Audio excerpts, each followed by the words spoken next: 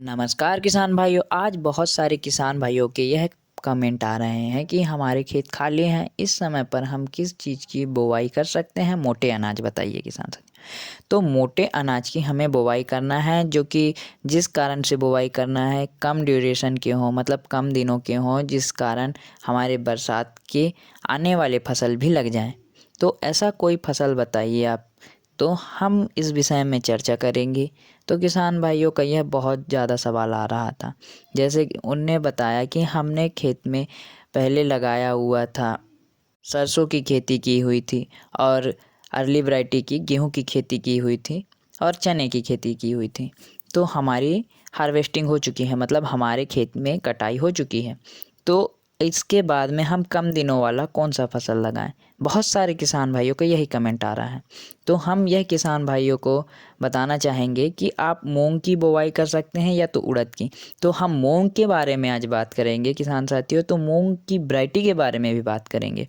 तो आप मूंग की खेती कर सकते हैं। तो 60 से 65 दिनों में मूंग पककर तैयार हो जाता है, हार्वेस्टिंग के लिए तैयार हो जाता है। तो आप अगर मूंग की खेती करते हैं तो आपको बरसात वाला जो भी फसल आप लगाते हैं तो उससे पहले यह पककर तैयार हो जाएगा। तो आपको यह समस्या नहीं देखने को मिलेगी और इसमें कम पानी की आवश्यकता भी होती है, ज़्यादा पानी नहीं लगता है किसान साथियों।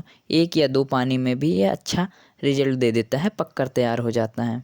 तो ये इस वैरायटी के बारे में हम बात करेंगे। तो हम बात कर लें किसान साथियों, मूंग की वैरायटी के बारे में हम बात करेंगे। तो यह एग्री सीड्स का है, स्टार 444 है मूंग की वैरायटी का नाम।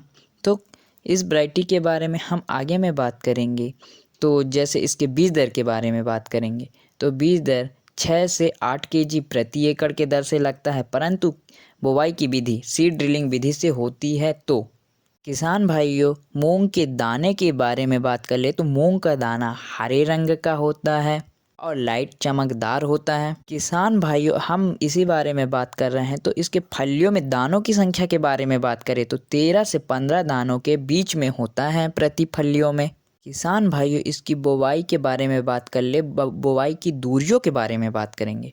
तो पंक्ति से पंक्ति की दूरी 30 सेंटीमीटर और पौधे से पौधे की दूरी 10 सेंटीमीटर के बीच में होनी चाहिए। किसान साथियों, इसकी बुवाई के मौसम के बारे में बात कर ले तो खरीफ एवं गर्मी में भी लगाया जा सकता है। ये दोनों मौसम में लगाई जाने वाली वैरायटी है। किसान साथियों, इसकी बुवाई की गहराई के बारे में बात करें तो 2 सेंटीमीटर होनी चाहिए, ज़्यादा गहराई नहीं होनी चाहिए। किसान साथियों, इस वैरायटी की एक और खासियत है, यह वैरायटी पीला मोजेक रोग के प्रति सहनशील है। इसमें पीला मोजेक रोग नहीं लगता है, बोला जाए तो पीला फंगस नहीं लगता है। और इस वैरायटी के बारे में आगे में हम बात करें, जाते जाते हम इसके उत्पादन के बारे में बात कर लें।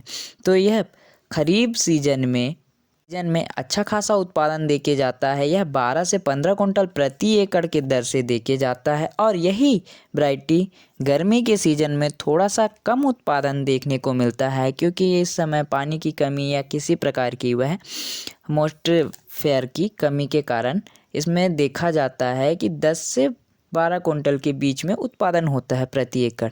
तो किसान भाइयों, इस वैरायटी को आप लगा सकते हैं अपने एरिया में। और इसका उत्पादन कैसा रहा है आप कमेंट करके बता सकते हैं। हम आपसे अगले वीडियो में मिलेंगे मेरे प्यारे किसान भाइयों।